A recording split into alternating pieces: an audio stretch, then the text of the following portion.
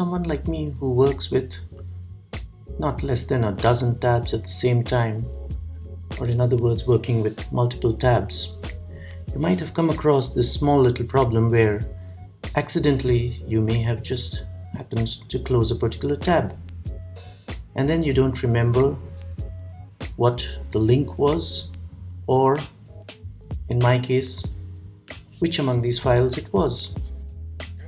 Here's the simple solution to the problem. Go to the tab title, right click and click on Pin. Now if you've noticed, a couple of things have happened. The tab that I want to be pinned has gone to the left of all the other tabs. But the other more important thing is I don't see the small X or the close button on this tab, so there is no way I can close this tab.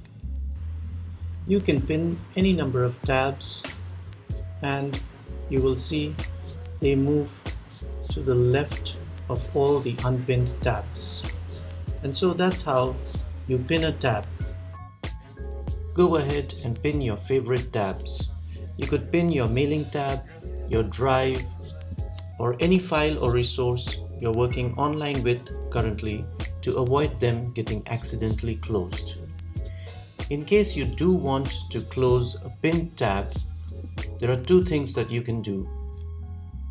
You could once again right-click on the pinned tab, click on Unpin, and you notice the tab has been unpinned. You see the small X, and you can close the tab using the close button.